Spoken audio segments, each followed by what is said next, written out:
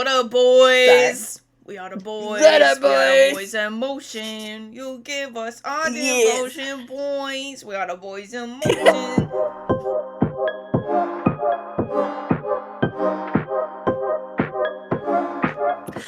Welcome to our cult. The Cult of Books. We're your leaders. I'm Natasha. And I'm Janie. Welcome, guys. Hey. What are we doing today, Janie? What are they in store for? Ooh, you guys. We are here with another Unhinged recap for you. And of course, we are doing ACOMAF, A Court of Mist and Fury. Yay! Yay! We are so excited, you guys. We really put our heart and soul into these recaps. We really love doing them for you, but especially this one. I feel like every time we do it, we just get better and better and better. So okay, so a few things before we get started today, guys. This is an adult-rated podcast. We are adults and we say adult things, talk about adult topics, especially in this one. So be careful listening with little ones around. Maybe pause and wait till they're gone and then come back. And this is, again, it's just our recap, Unhinged recap. If you want more in-depth, deep dive, go listen to Fantasy Fangirls. They do amazing coverage of the entire ACOTAR series.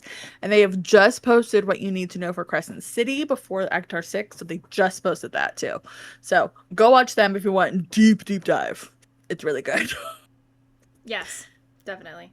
Definitely. They are amazing. We love them. All respect. They really go into the meat and the potatoes. We're here to just give you the cliff notes. We will have a mini-sode for you where we are going to discuss your fan theories about ACOTAR and ACOMAF and the entire universe. I've been coming across so many theories. I send them to Natasha. She sends me theories. We kind of go back and forth. So I want to bring you your theories so we can discuss our thoughts. So that being said, if you have theories about ACOTAR through the first book, through the second book, continuing through the whole series, please put them in our comments below. We want to discuss. And I keep hearing a lot of things, and I want all of them. I want to talk about it all. Really. I know, I've had to limit my theories. I'm like, I gotta wait. Right? Yeah, exactly. Part 2, guys. Part 2. Okay. As Janie said, we're in a townhouse. We're in a city. And it's like, okay. And Feyre's a little I don't want to go outside. She's afraid that there's going to be a leering crowd. She doesn't want to see the destruction. She just has a heavy feeling. And Rhys is like, I have 2 homes in the city. The other is more official. This is kind of the fun one. And he's like, Nuala and Caradwyn, her ladies' maids from under the mountain, are here. And besides them, it'll just be us 2. Nobody else. And she's like, okay, cool. And he's like, only me and more family and you, Feyre, can decide who comes in. That's it. And she's like, okay, even cooler. We then see 2 tall, shadowy figures at the door, and I'm like, hello.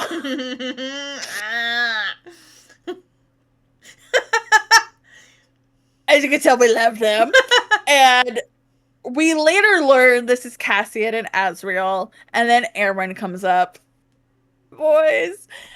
And from this interaction, reading this, I knew it was very different than Tamlin and Lucian, because they had a more formal, but this one, Rhys is like the first male deep voice is like, hey, hurry up, you lazy ass, and it's like, whoa, you speak to the High Lord with that mouth? Yeah.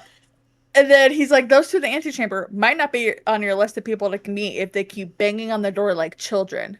You know we can hear you, prick. And it's like, he's like, now I gotta go whip their ass for speaking to their High Lord like that. But she's like, he's like a ghost of a smile on his face. So it's very different. Just this interaction alone, I was like, okay, I like this. Yeah. But also just the whole meeting them and the voices. This is also the first instance of us getting, which is first time meeting everybody, Cassian calling Amren Tiny Ancient One. And Nuala and Caradwyn flinch. And Feyre notices that they're afraid of her and want to leave ASAP. They're like, let's go. It's like, okay. And so Feyre asked them, how did the city survive survived Amarantha? And how did it not get breached in 5,000 years? That's what Rhys told her. They said that's Rhys's story to tell. He didn't tell us not to tell you, but it's more his story to tell, you know? She's like, okay, so he doesn't command you guys. You just respect him. What's that? Yeah. Basically. Yeah. So afterwards, Feyre's like, all right, fuck. She's like, okay, y'all do what you need to do. I'm gonna go and take a nap. So she goes and takes a little nappy, and when she wakes up, Rhys is waiting for her. And he's like, you want to go wander around the city? Can I show you my city? And she's like, yeah. So they go wander around the city. He gives her a little history lesson on how it has not been reached in over 5,000 years. Rhys is like, by the way, we're going to have dinner with my inner circle. His second, Amren, which is Tiny Ancient One. And third, Mor, which she's been introduced to already, her rescuer. He says meeting up with them should help her decide whether or not she does want to work with them. So Feyre, during this time, is kind of like testing her powers a little bit, and she slips into his mind by accident. She ends up seeing herself through Rhys's point of view, and Rhys basically notices and is like, hey, who else have you slipped into before? It's a very rare gift. Not a lot of people can do it. And she goes, yeah, it was Lucian by accident. And he's like, so we're Damati. You got that from me, your daddy. Facts. So Feyre's kind of like going through it at this point, right? She's like, wow, you're treating me very well. Like, I hated you before. I don't know if I hate you now. And then she's like, I'm not going to lie, I feel kind of stupid. Because I let the first guy that was nice to me basically convince me to love him. I feel like a dumbass bitch. Haven't we all fucking been there? Oh my god. Been there, done that. Yeah! I said queen. Queen, period. And I love that you added in here to my notes that this is the chapter where we get their kind of like back and forth. They're now bond building with each other, where Rhys starts saying, you know, thought for a thought. And he shares 3 of his thoughts, and then Feyre shares 5. So they're kind of like, you know, getting some back and forth here, like respectful back and forth, which again, she's not used to. Her and Tim had 0 quality time together. Like, literally none. He just was like, will you marry me? And she was like, okay. Yeah. They didn't fucking know each other. She knew nothing about him. He knew nothing about her. She knew, they knew surface level. Yeah. Like, basic, like, here's my basic information. He's like, here's mine. Yeah. You know, like, yeah. Yeah, but that was one of my favorites too, is like thought for a thought, and he just shares 3 and she just like rambles and he's like, well, I owe you 2 more now. Yep. Which he gives her later, and I love that. I know. Okay. So we are officially meeting the Bat Boys, guys. And they're called that because they have bat wings, obviously. So we have Cassian, who we learn is the general for Rhys's armies, and then the second male, Azriel. He is the shadow singer, who is my shirt. And I love Azriel so much. If you couldn't tell. I love that his description is the more classically beautiful one. I was like, facts. The more Greek godlike one. He is. And we also see the guys' attire. They're kind of in leather, weapons, and they have stones on their hands. Because their full stones are more like the actual attire. Plus, we see Azriel has scars on his hands. We get more of that later. But I love that the first question Cassian really asked her is like, how the hell did you make a bone ladder in the Middlegarden Worm's lair when you look like your own bones could snap at any moment? And then Feyre just snaps right back at him. And Azriel's like, okay. Like, the approval in their eyes, and Cassian just laughs, and I'm like, that right there, their friendship is beginning, and I love it. Yeah. The Cassian Feyre friendship is so great. Like, He's just the best. He's just like, he's the best book boyfriend. Best. He's the best book bat boyfriend ever. I disagree, Azrael, but yeah. So then we meet Amren, who's, you know, there. We see that she's very short. She's just there. She is just there, yeah. She is just there. And so she says to Feyre, so there are two of us now. We who were born something else and found ourselves trapped in new, strange bodies. What the fuck are you, Amren? There's so many theories, which we'll get into later. Ugh. And then Amren continues and says, though there is a third. I don't think you've heard from Miriam in centuries. Interesting. Rhys responds, Miriam and Draken are doing well as far as I've heard. This is the first real mention of Miriam and Draken, even though I talked about Miriam in book 1 just because there were hints of, like, Jurian's lover, who is Miriam. Right. We get more of them later, and I'm so excited. So they sit down for dinner, and Feyre realizes this is not an official court gathering. Like, it is very informal. She's like, they're like a family. And so she's looking at Azriel's hands, and she sees the blue gems, and also like the scars, but she's kind of focusing on the gems. And then Azriel tells her that the gems that they wear are called siphons, and that it helps the Illyrians channel their powers. And typically, Illyrians have 1 gem. Cassian and Azriel have 7. That's how fucking powerful they are. 1 on each hand, and then just, like, everywhere. I know. They're just everywhere, and it's like, damn, how powerful are you? So the family dinner, everyone's talking. They get their she gets their backstory and how they all met. They get her backstory because she's like, oh, Rhys didn't tell them.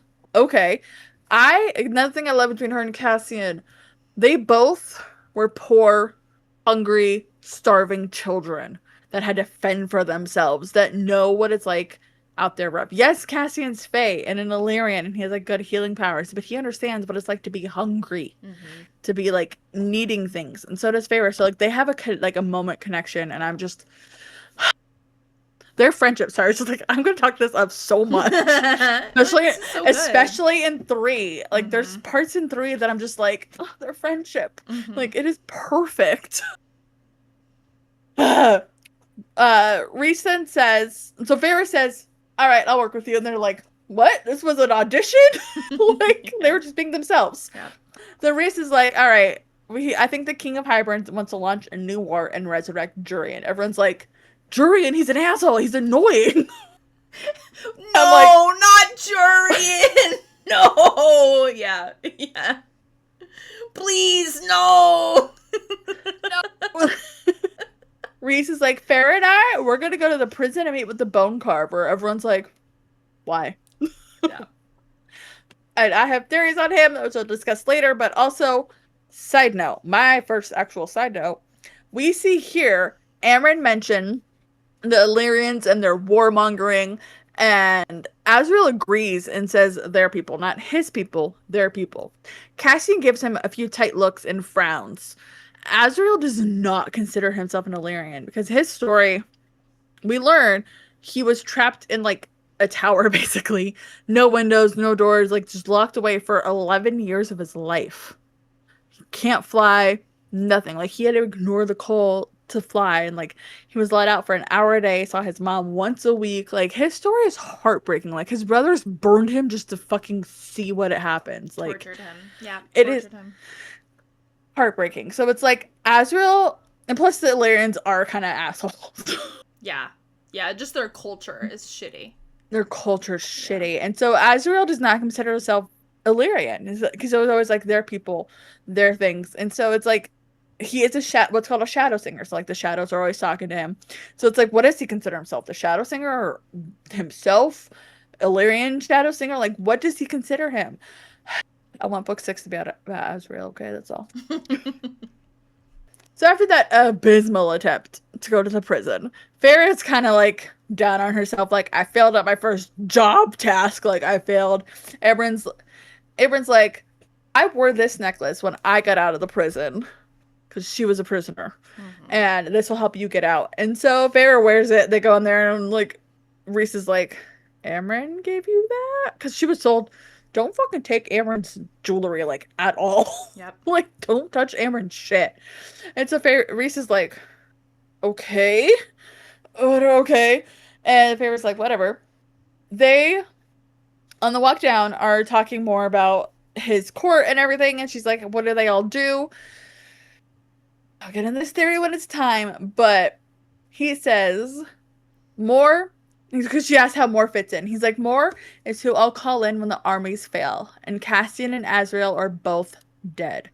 Why would he call in a truth teller when his two strong Illyrian warriors are dead and the whole armies have fallen? Why would he call in a truth teller? Which The yielding. Like, it is black and white on the page. Like, she is a fucking witch. Like, even later on, it is, she's a fucking witch. Sorry. Your face I get is passionate about that one. She's a witch. She's a witch. She turned me into a newt. And then Rhys says Amryn is something else, something worse than us. And it's like that if she was ever able to shed her prison of flesh and bone, foreshadowing, and Cauldron save us all. Because he's like, she will fucking kill everything. So now we meet the Bone Carver. So the Bone Carver appears to everybody a different way. And Feyre sees just a little boy with violet eyes. She's like, I don't know who the fuck this person is. And we learned later Jurian is who Rhys sees. And he's like, I don't like seeing Jurian. But it's more like how he saw him 500 years ago. So he's like, and I think Cassian sees a soldier that died or something. Like, everybody sees something different. And so Rhys tosses a bone as payment, like you do to the Bone Carver. And he starts asking Feyre questions, and she's like, no, question for a question. I love this. He looks at Rhys and is like, you're always smarter than your forefathers. And it's like, yeah, he's fucking brilliant, okay? Like, the cunning, the most handsome High Lord, the most cunning High Lord. Like, he tells you.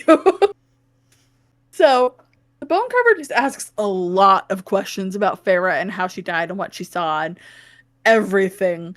And it's just like, it's a lot. And so Feyre's answering them. So she tells the Bone Carver, I heard the crack. Rhys's head whipped towards me.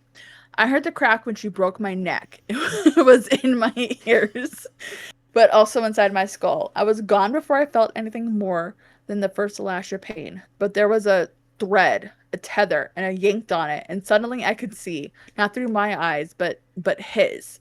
When Amarantha made me kill those two fairies, if the third hadn't been Tamlin, I would have put the dagger in my own heart at the end. Rhys went still. I dared to glance at Rhys, and there was something like devastation on his beautiful face. It was gone in a blink, and I was like, of course he's devastated. He loves you. So that's what she tells the Bone Carver off and on a bunch of other shit, you know, because he's like, what'd you see? And she's like, nothing except this. Like, there's nothing there, dude. So that's suspicious too. Like, why do you want to know this stuff? Like, he wants to die. He's been alive for too damn long. He wants to die. He wants permanent death. Grandpa. Yeah, he wants permanent death.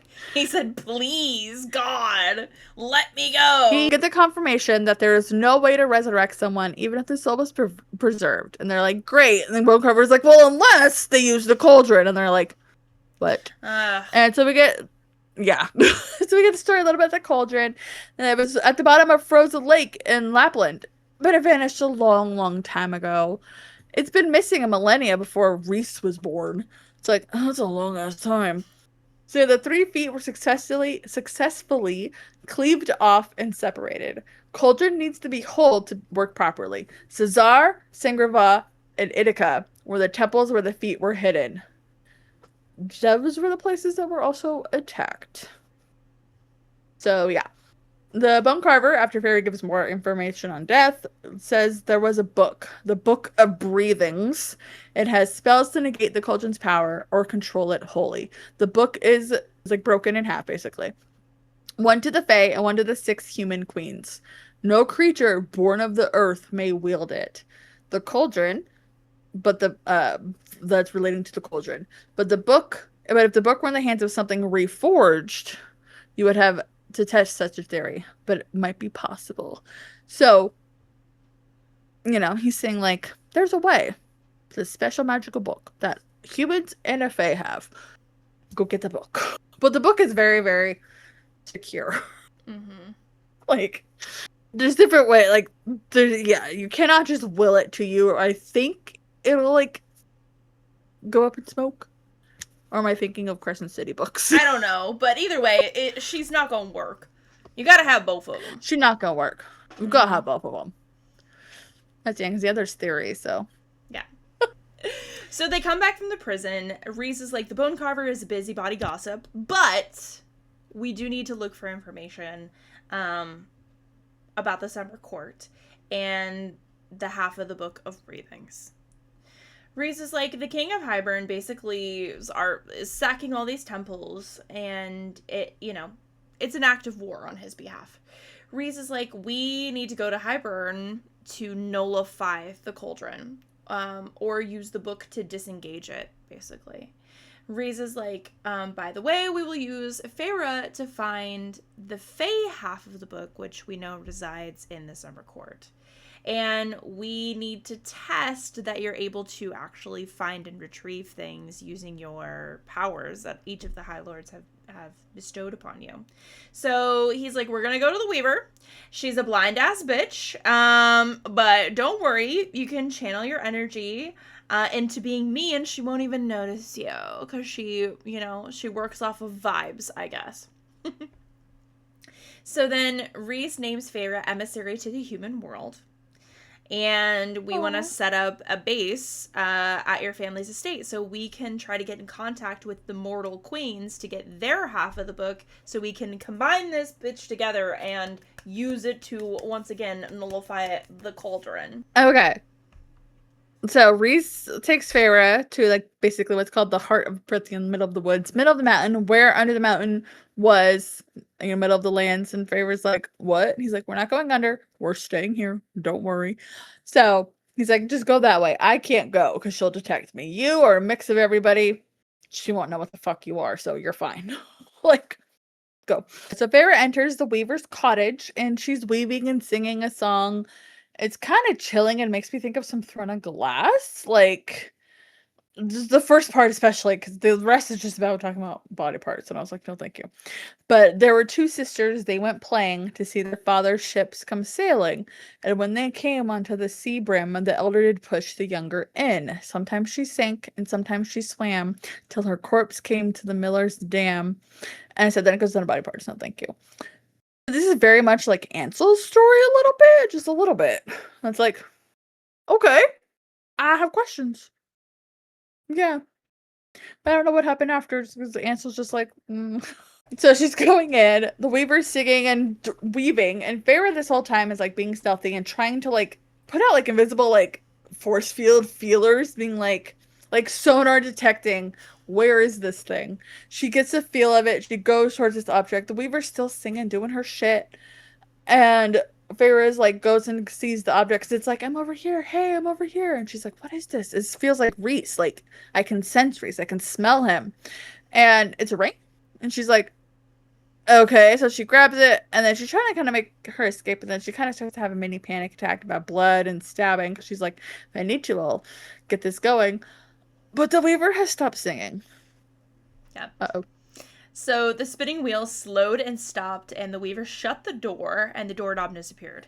So Feyre is like, oh, great. I could probably get through the window. So the Weaver turned towards Feyre and is like, she's literally like the crypt keeper. So from behind, she looks like this like young, beautiful woman until she sees her face. And it's giving high old. It's giving high ancient. And but blind. Yes, and blind, if we mentioned. She's high, old, and blind.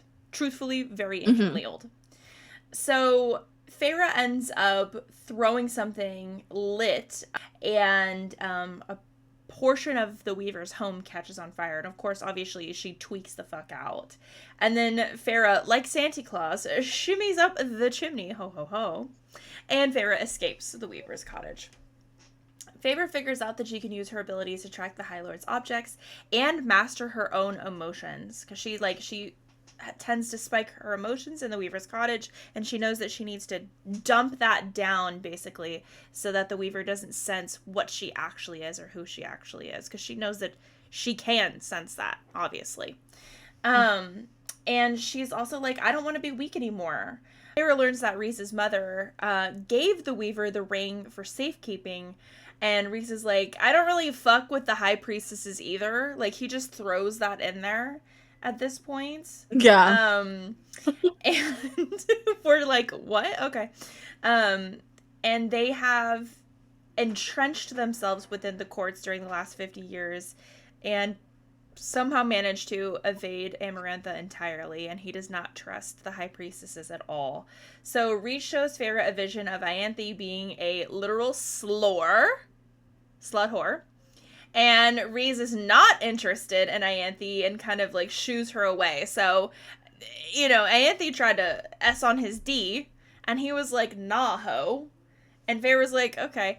Like, and so her, you know, her already hating Ianthe is like amplified at this point. She's like, no, fuck that bitch for real. My man, my man. Even in that memory, Rhys is like, Azriel left earlier to get away from her. Like, everybody was fucking leaving because he's like, nobody wants you. Too much. Nobody wants you, Slore. No. Shoo shoo. Get the hint. Nasty. So, we're headed to the human lands now, guys. Specifically to Feyre's family home to attempt to communicate with the human queens. The humans! But as they're getting ready, Mor and Feyre talk. And this just really gets me more that Mor is a witch. Like, just feeds into that. So, I'm sorry. I'm going to go on a little bit. So, we learned that... So, Rhys's court is the night court. The one underground is the court of nightmares. And Feyre's like, what is this? We're like, this is the court of dreams. And it's like, oh, perfect. Love it. So the court of nightmares, females are prized and their virginity is guarded. And so Mor being from that area, because her father kind of rules that ground, even though Rhys is the High Lord, he kind of is in charge. And so Mor's like, you know, I began bleeding. But then I began bleeding a few days after I turned 17, and the moment my first blood came, my power awoke in full force, and even that God's damned mountain trembled around us. What happens to witches when they bleed? They get their powers. This just feeds into this more.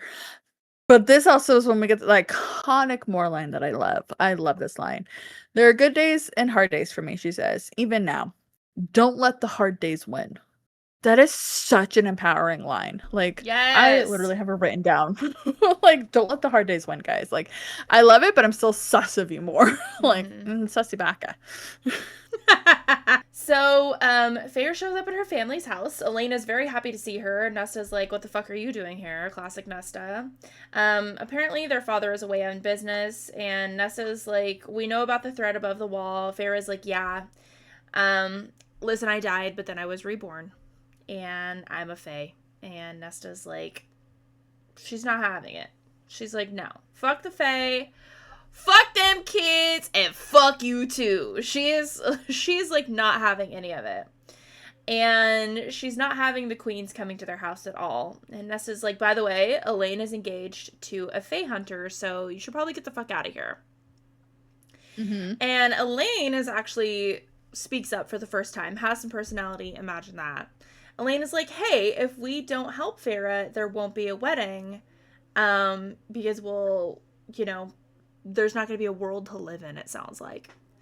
And we'll just send the staff out, we'll make it work. Feyre is like, yeah, so, I'm no longer with the spring court, like, yes, I died, and then I came back alive, and, like, actually I'm with them now.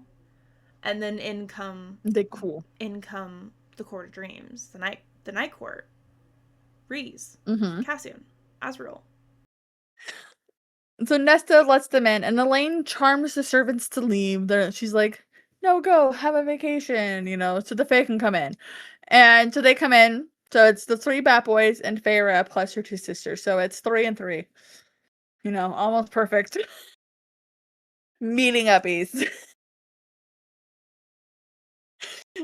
Rhys later admits to Feyre that he had a hard time holding his tongue because of anything Nesta said. Like, she just irritated the shit out of him. Even this is Cassian and Nesta's first meeting, and ate that shit up.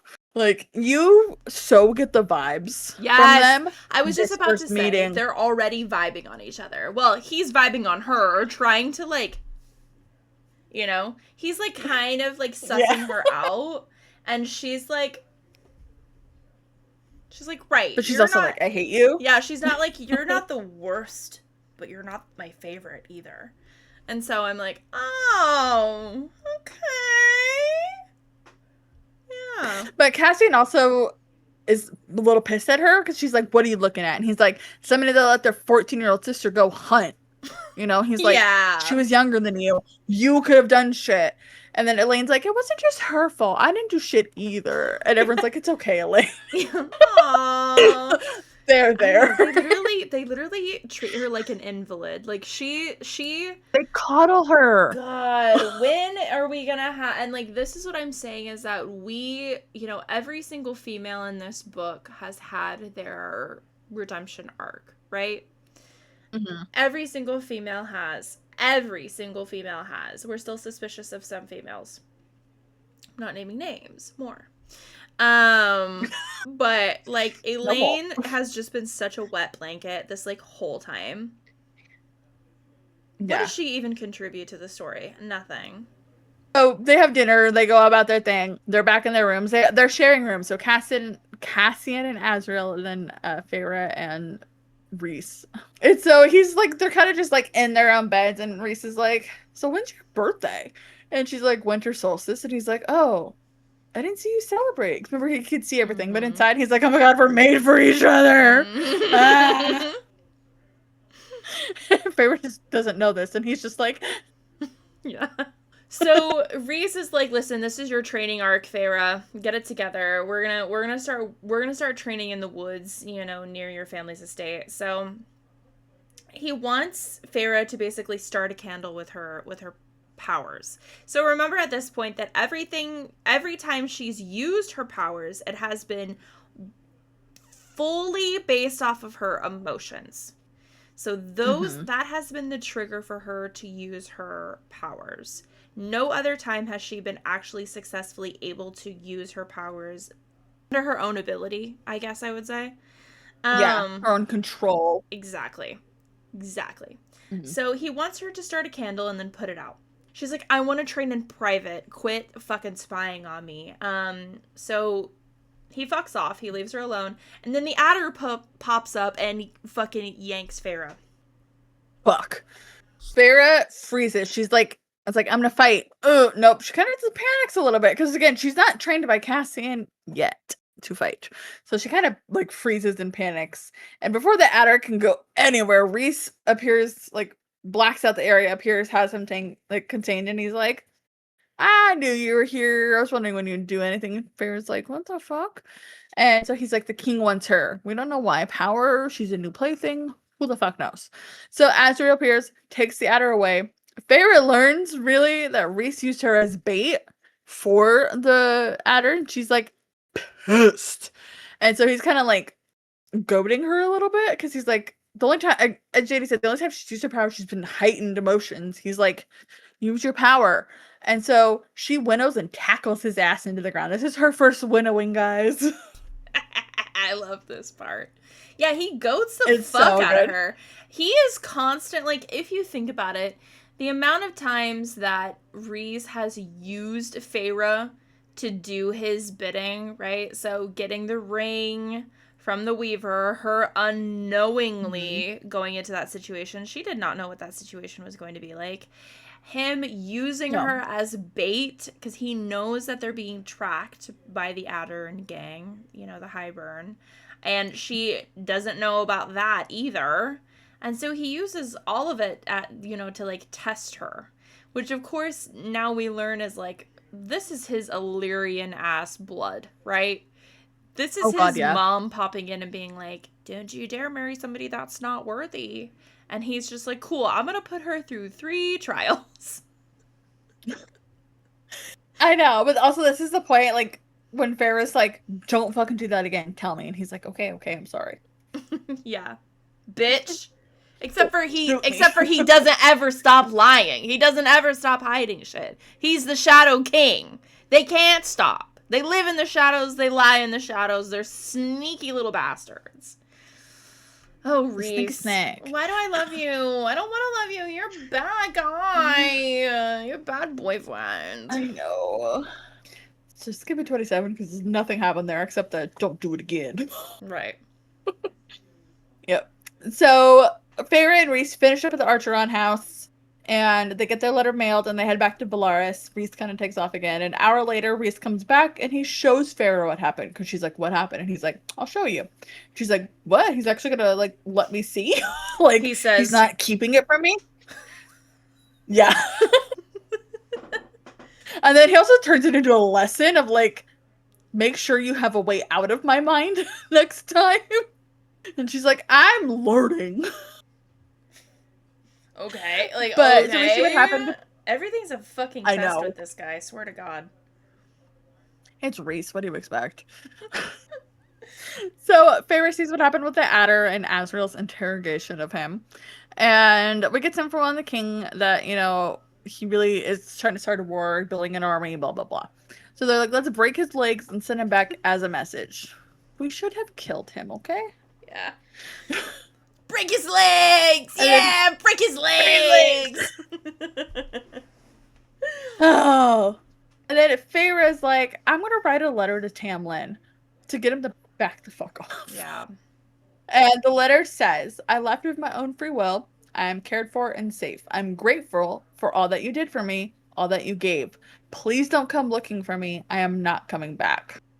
But Feyre, Tamlin didn't pay attention that you could read and write. He didn't know you were going to the library. He knew you were an illiterate. And so he's like, that's not Feyre. She's a witch. She's possessed. It's not Feyre. She doesn't know how to write to me. Mm-hmm. And so Feyre beats up with Amren. She's like, oh, here's that necklace you gave me to go to the prison. You know, here, I give it back. And Amren's like, oh, you can keep it. And she's like, what? And she's like, I found it in my jewelry box. Reese gave it to me 200 years ago. Mm-hmm. She's like, there's just a necklace. And Feyre's like, what? Yeah. It was just like if you wear this thing, you'll believe that you have the power to leave, and that's what you need. That's what you needed all along. That's what she needed. Mm-hmm. And Amren knew that. Yes, Amren is otherworldly. We don't know what she is, but Amren is smart. Amren's like, no, Feyre needs a little something right now. Like confidence boost. You know? Yep. Yeah. At this point, Reese comes to the gang and he has some news. Summer Court has invited Reese, Feyre, and Amren to their court to come hang out. So, and of course, there is treasure that Amren is interested in there. She's kind of a dragon. So she's like, I want to go to that. I want to go to there. And Reese and Feyre, flirt some more. So, what time is it, guys? It's summer vacation time. We arrive in the summer court and are greeted by the High Lord Tarquin, who we met under the mountain. Yay. He's still just as gorgeous. And then we meet his cousin Cressida, Princess of Adriata, and her brother Varian, Captain of Tarquin's Guard and Prince of Adriata. He also can't keep his eyes off Amren. Like, he is just staring at her. And it's like, he knows where the real threat is, but also, I love it. Their story is the greatest. I like it too. Good side character story. I need more. Mm-hmm. So, everyone's like kind of chit-chatting and kind of, we're getting to know Tarquin a little bit. He is one of the newest High Lords. His predecessor was killed under the mountain by Amarantha. He was the one that we saw down there, and Reese spared his life. Yeah. Because they captured that one Summer Court person, and Reese was in his mind, and he's like, nope, nobody else was in there, and Tarquin, like, visibly relaxed. Like, I mentioned this in the first recap. So, Tarquin knows Reese covered for him. Like, he even mentions it. He's like, so. He's like, shout out. Thanks What's for doing up? That. Yeah. Exactly. And if we figure out where things stand with everybody when Tamlin and all that, and just, Cressida's a piece of work. I don't fucking like Cressida right now. Yeah. She's annoying. I get that. So Reese is torn. He walks into Feyre's room and he's like, shit, I kind of like these guys. I really, I don't want to not do what we got to do, but I kind of want to do it without making enemies. And Feyre's like, what if I fuck Tarquin to get the other half of the book? And Reese is like, do whatever you need to do, I guess. So Farah's like, okay. Farah says that being close to the ocean brings her water powers to light. Farah said that she'd go back to Timmy Tam to prevent war if that's what it came to. Later, they're on a barge all together, kind of, yucking it up. And Farah ends up asking Tarquin about his treasure, and Tarquin is like, sure, you can see my gold member. And,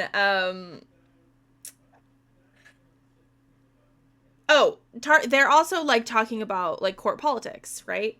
So Tarquin is like, hey, the lower fairies might want to overturn the Lord situation because of all the cruelty that all the lower fairies have endured over the years. And basically the traditions of keeping lower fairies as slaves and, as workers and things is, like, pretty fucked up. Also, we're, like, seeing this earlier in the story with the tithe, how that piece of the court politic is not working with the post-Amarantha situation. Tarquin is very much for getting rid of the class system, because he's like, there shouldn't be lower fairies and high fae, and the high lords differ, but like the high fae and low fae, he's like, no, we're all just fae. And Farah's like, yeah, I agree. Like, in the club, she's like, we're all fam. We all fam. And she's like, you see this in the human world too. Yes, you do. Poor, rich. Like, it's a huge class system. Like, you see it. So Farah's like, I support you. I will back your campaign. So Farah's is a little bit jealous here, thinking that Rhys took Cressida to bed after the barge party. So she just, like, stays in her room that morning, doesn't go to breakfast. She takes a bath, makes water animals. So she kind of, like, is working on her power. And it's really fun because she's just like, I'm going to make a butterfly. I'm going to make this. And she's just sitting in the bath. I'm like, I'm going to do that. I know. It sounds like fun. I want to do it too. Yeah. Tarquin just wants to be your friend. He wants to be your ally. And Rhys is like, I want that too, but we need this book. But here we get the iconic quote. To the stars who listen and the dreams that are answered. But the full thing is amazing. Farah first says, to the people who look at the stars and wish, Rhys. And then Rhys replies, to the stars who listen and the dreams that are answered. I love this quote. Yes, it is a bit overdone. Because it is everywhere. I agree with you. And I'm like, they only said that shit one time. Like, relax. I know. Yeah. I know. Like, yes, it's a good line. And so is Don't Let the Hard Days Win. Those are great lines.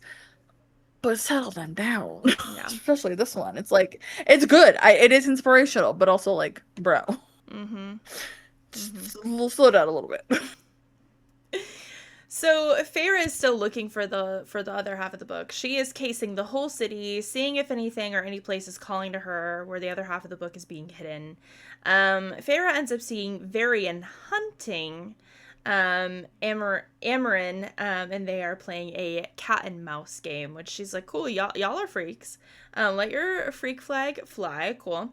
So Farah is walking the causeway when she sees a little piece of land that she kind of feels like is calling to her.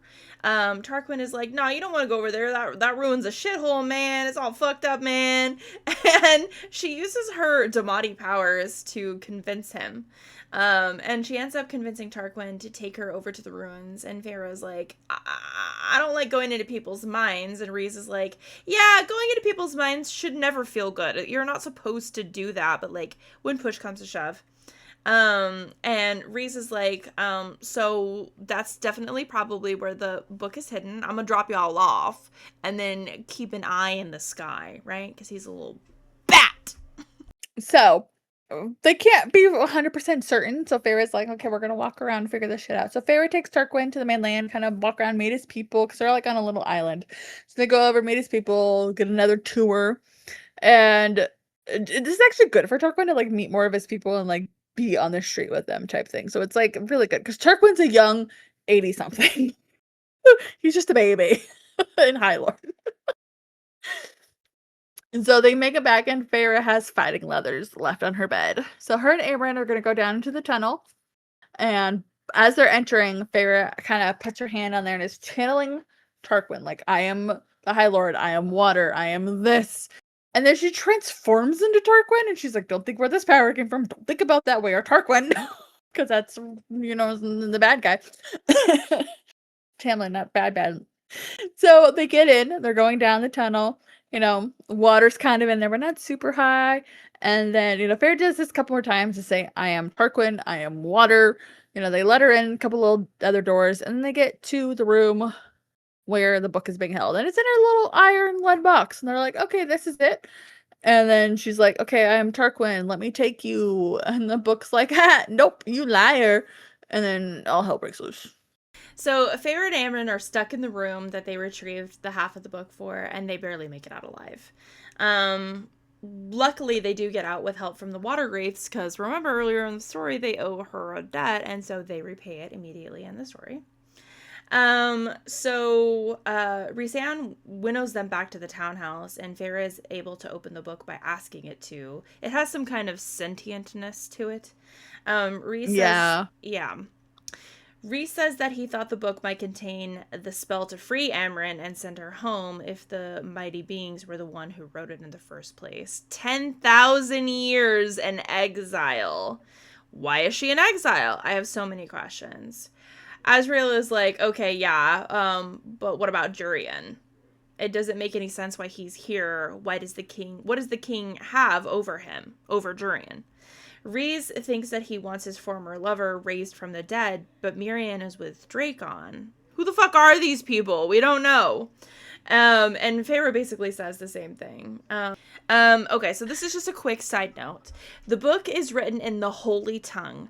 I heard a legend that it is written in the tongue of mighty beings who feared the cauldron's power and made the book to combat it. Mighty beings who were here and then left. Okay, so they get back to the townhouse. Feyre finds Rhys on the roof of the townhouse, and it's kind of like despondent, and there's a box with blood rubies inside. This is basically a declaration that there's a price on their heads from the Summer Court. Summer Court's like, fuck you.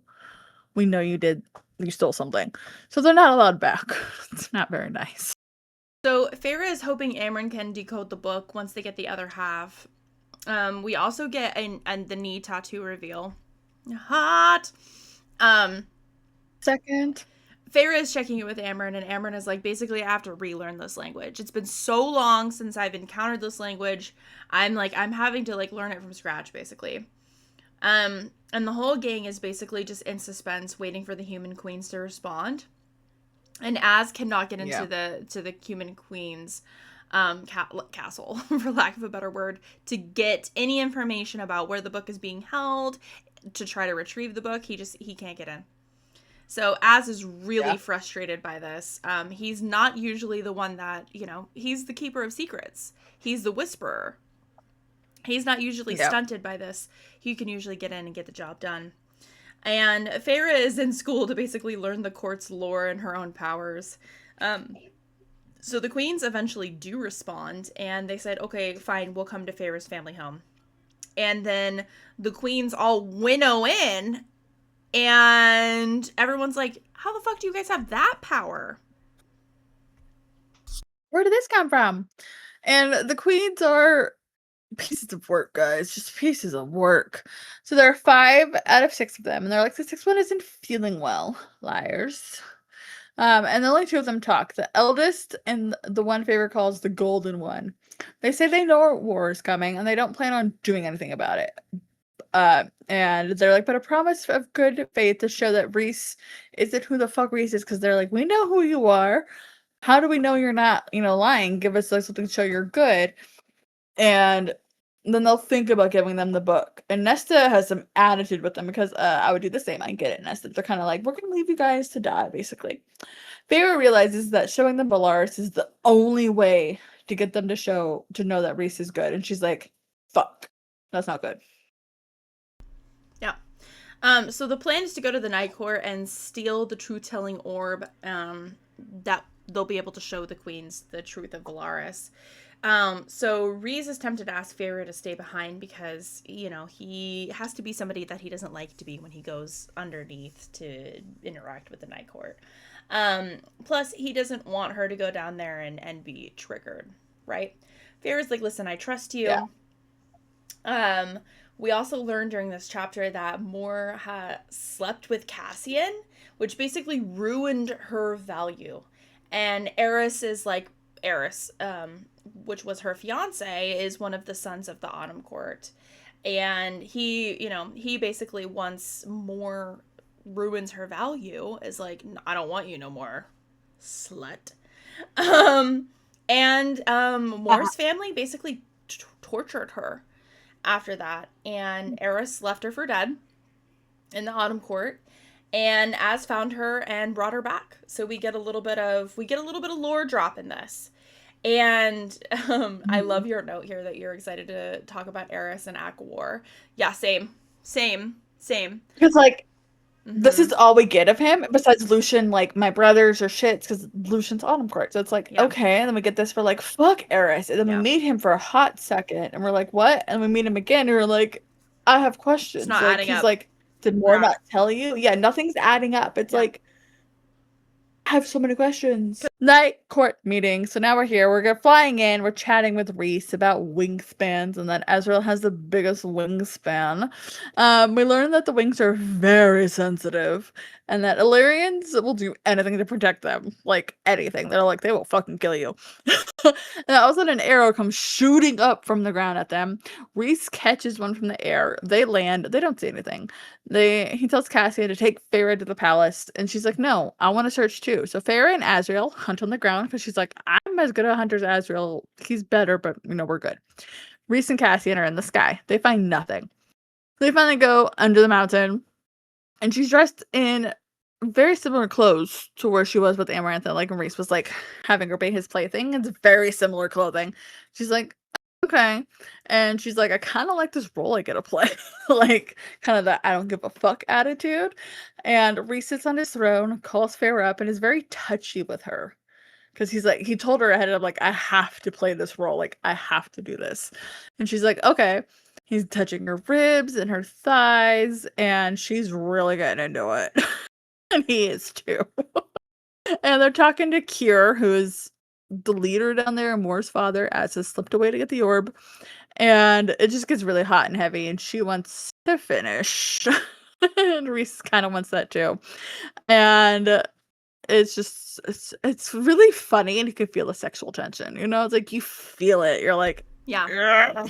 Back to the, like, fuck buddy thing, right? So she's like, physically, we can do this. Emotionally, I don't know. But physically, we can do this. Yeah. Physically, you can touch me. Yeah. Rhys is kind of, being his nightmare self. Feyre, mind to mind, is reminding him he's good, which he needs that, especially right now. And I'm like, that's really sweet. Feyre kind of gets off Rhys's lap later to go back to Cassian because they got the orb. As she's walking by, Kira says, "Your what's coming to you, whore," or something like that. And then Rhys instantly blacks it out, holds Kira hostage, breaks his arms and fingers, and is like, don't get to go seek medical help. You don't get a mender. You're fucking done. And it's like, oh, shit. Okay. So Rhys and Feyre end up leaving the night court, and Rhys is kind of feeling bad about how they all acted. Rhys is like, I would never lock you up or leave you behind, but when they called you a whore, it triggered what he went through personally, because remember, he was Amarantha's whore. So Rhys basically hits the, what do you want, Allie? What do you want? From the Notebook.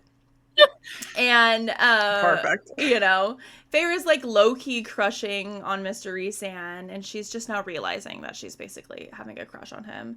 Amren is like, you made Rhys come alive again. He is hunting the people that tried to hurt her, and Amren reveals that there is a lock with, like, on his magic to track him.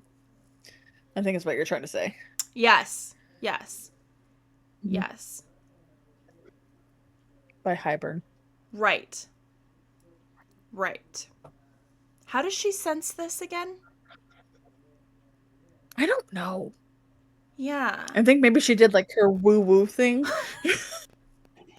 Well, because they had a fight. Feyre and Rhys had a fight. He went away, and so he wasn't around her, so maybe Aaron, like, figured shit out. Right. Is my guess. So, as a previous chapter, Feyre and Rhys kind of had a little falling out, and Reese is staying away. Cassian takes her up to the House of Wind for Starfall. She's like, what the fuck is Starfall? She has no idea. It's a giant party up there. And, my question, how did everyone get up there?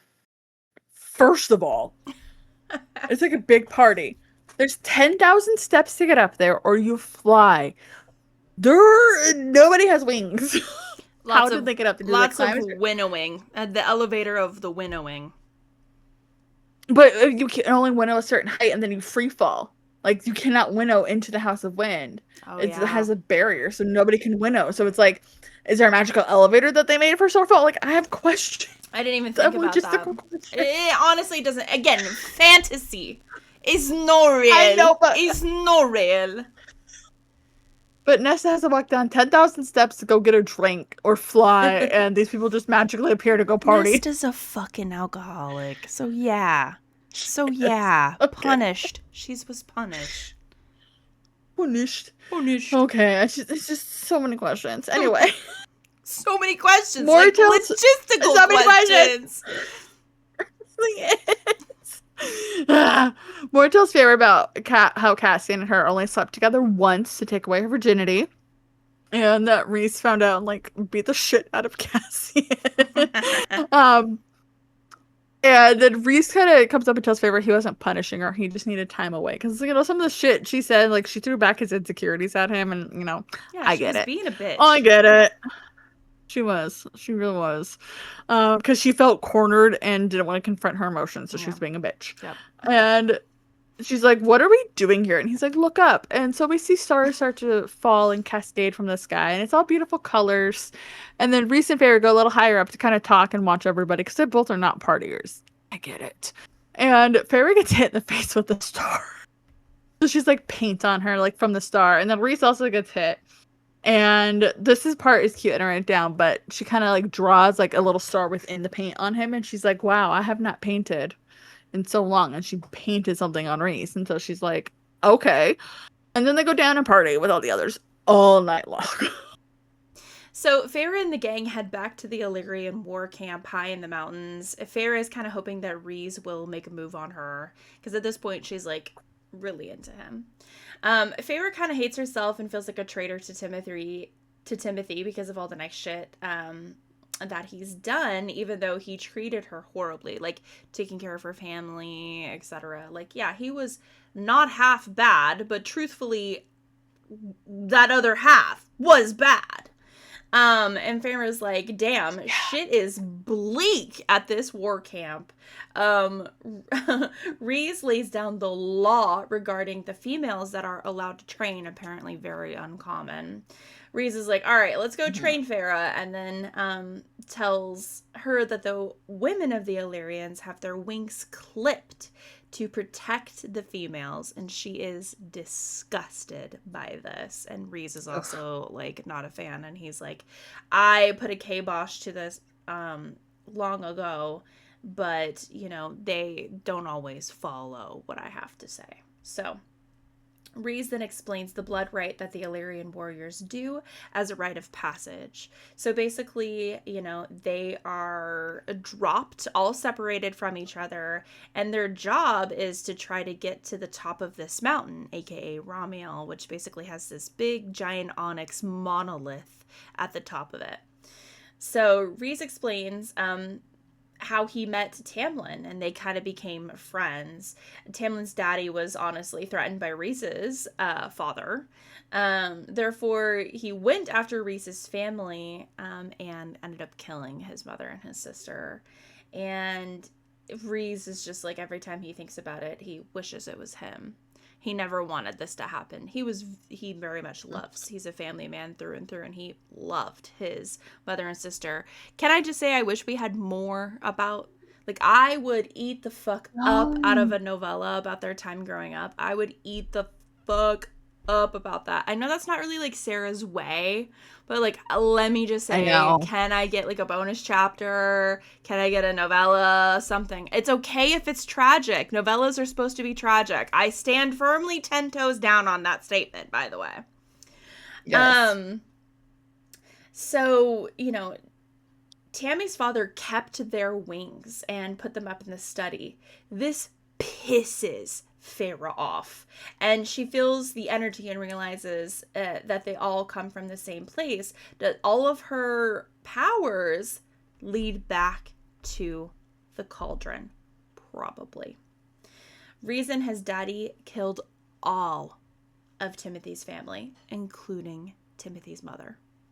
So there's kind of the whole backstory as to, like, you know, the Illyrian war camp, why they have to, you know, how they survived that. And it, you know, we end up finding out that him and Cassian and Azriel survived it. They all ended up fighting each other and fighting their way to the top of the mountain and getting out of there. And then we get the full backstory on why, you know, Tim Tam and Rhys beef in the background. And it's because they slaughtered each other's family. Awkward. But all of this is really important because it sets the stage for, like, what is going to happen coming forward. Oh, yeah. I just wish that didn't happen and that Tamlin stuck up to his dad, because I think their friendship would have been great. Yeah. Like, we could have used that. We could have used that. And, like, Rhys didn't want Tamlin's mom killed because his dad's like, we're not that kind of people. But then his dad killed the mom and dad, and Rhys is like, I killed his brothers. Yeah. And then my dad killed his parents, and it's like, we weren't supposed to do that. Yeah. This wasn't how it was supposed to go down. I thought we had an understanding, and his dad's like, psych. Mm-hmm. You thought. Yeah, and then Tamlin killed Rhys's dad that same night. They both got their powers, and then Rhys just left. Yeah. Because it's like, all Tamlin said is like, a rival court killed my family. Right. Technically, yes, but you made them your rivals. Right. Like, Rhys was going to be your friend. He was your friend. Like, right. Yeah. The gang go to the camp and share a little meal in Rhys's mom's cottage that, you know, he had Devlin, the fucking asshole, clear. And they learn the females haven't had a lesson in 10 days, which is like, Rhys is like, no, I told you to train them every day. So Cassian took care of that. And Feyre's calling herself in her mind a traitor for wanting Rhys. She's like, you're betraying Tamlin, you're a traitor. Feyre and Rhys the next day go off into the woods to start some training for her. And as they're walking, she sees Lucien. Fuck. Lucien and Timmy Tan's whole gang show up without Tina Turner. Timmy Tam is not there. In the forest near the Illyrian war camp, Lucien is like, we've been hunting for you for nearly 2 months. Feyre is like, how the fuck did you find me? Lucien is like, we gotta go. I gotta take you right to him, Feyre. And Feyre's like, fuck no, buddy. Step the fuck away from me. That stopped being my home the day he locked my ass up. Feyre shapeshifts herself some wings, and Lucien is like, whoa, what have you become? Feyre was like, get out of here. And then Rhys, you know, shows up by her side, and they leave. Mm-hmm. And we get to the inn. 1 bed trope activated. They eat food because they're wet, because they were training and they're like soaking wet because it's pouring. Mm-hmm. Feyre says, so as they're going to bed, Feyre says she wants a distraction, fun. Rhys kind of tenses, but then he obliges. Some hens are involved with them while his wings were wrapped around them to keep them warm, and, you know, she touches. And he touches. So Feyre wakes up in the 1-bedroom trope after some hanky-panky, and Rhys is hit by some ash arrows as they are leaving. Feyre lost track of Rhys as he went to go and fight whatever the source of the ash arrows was, and she went looking for him. Feyre ends up finding Rhys, and whoever had captured him had kept the ash arrows in his wings to prevent him from leaving. She ends up rescuing him, and then Feyre predicts that Amarin and Nesta would be besties during this. This kind of, like, cracked me up that she just, for whatever reason, is, like, chatting about them, and I think trying to keep him conscious. And she's just like, yeah, I just feel like Nesta and Amarin would, like, really get on. And then she's also kind of dropping, like, Az and Elaine would be cute together, which is just, like, just all of this as she's, like, trying to keep this man who is actively bleeding out and dying conscious. She works on mending Rhys, and then Rhys explains that it was the Hybern soldiers that tracked them and shot him using basically the hold on Yeah. his magic that Hybern has in place. Yep, because he used his magic to put his wings away when Lucian was out. Yeah. Yep, that's not good. Because he hides his wings. Remember, we talked about that earlier. He hides his wings. So yeah, Feyre was talking to him because she was like, I just need to keep him alive. And like she was sawing off the arrow because she's like, I don't want splinters because it's an ash arrow. And yeah. Yeah. So Feyre wakes up the next day after she kind of got him into a cave and, kept snuggled him for warmth to like try to help him. She's like, he's not doing good. So she goes off and catches the Suriel again, our bestie, and asks what was on the arrow. We learn it is bloodbane, which is very toxic. And she asks how to save them. The Suriel says, give him some of your blood. The magical healing power from Dawn will help in a few mouthfuls. Isn't this like that blood bargain from Throne of Glass? Did they just do that blood bargain? Like, hello? I got questions. So, and then the Suriel drops this little tidbit. If you want to speed your mate's healing, give them a pink flower. As Feyre frees them and goes, what did you say? And they're like, oh, they're your mate. The High Lord is your mate. And then she's like, how long? Does he know? And Suriel's like, yeah. She's like, no more. He needs to tell me. And Suriel's like, deuces. Yeah. So she gets the flower, throws it at Rhys because he's kind of conscious. She's like, chew this. And he's like, just sitting there and chewing. Oh, no, and no. then, Yeah. oh, no. And then Feyre makes him drink her blood. And he's just like obliging, just like really scared too. Like, what is happening? Yeah, he's like, because she's like, fucking, she's like, here, chew this. And he's just like, he's like, yeah. And then she's like, I'm asking questions, you're answering, you don't get to ask shit. And he's like, okay. And then she's like, how long do you know? And he's like, oh, you caught the cereal. She's like, don't change the subject. Yeah, bitch. Tell me what I need to know. I'm asking the questions here. It's an interrogation. Where's the light? Yeah. And she's really mad because he's like, I've suspected for a while, but when Amarantha was killing you, the bond snapped. And the bond snapped more after she was made. So he's like, I knew since then. So for months, he has known. Because it's already been a couple months that she's been here. Yeah. And there was a couple months she's gone back and forth. And then 3 months of that. So it's been like over half a year that he has known this. And it's like, fuck. And so she is pissed because she's like, who knows? He's like, Mor and Amren know, the guys suspect. And then she's really mad that he kept this from her. She's like, I couldn't make my own decision. She's like, take us back to the camp. And so he does. Mm-hmm. And then she's like, she's pissed. She's pissed. So Feyre and Rhys winnow in by the little cabin in the Illyrian war camp. And Feyre immediately asks Mor. Like, no hesitation. They drop. She goes, you, Mor, take me away. And Mor immediately obliges. And Mor takes Feyre to the remote cabin. The cabin. And this is what we'll be referring it to. It's the cabin. Mor ends up figuring out that Feyre knows about the mate bond. And Feyre is obviously extremely pissed off. And Feyre's like, do not fucking tell Rhys where I am. I need a moment. I need time. What else is he keeping from me? And yet, I know. Maybe it's a thing. Maybe it's a thing.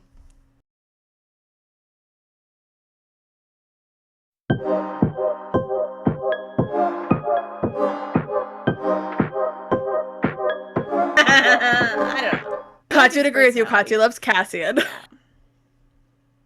Cassian would be my best friend. I would be best friends with Cassian in a heartbeat. Totally agree. Yeah, it's just like, ugh. The phone carver. Hello? Let me carve you a phone. Can I get a boneless pizza? Okay. All right. Whatever.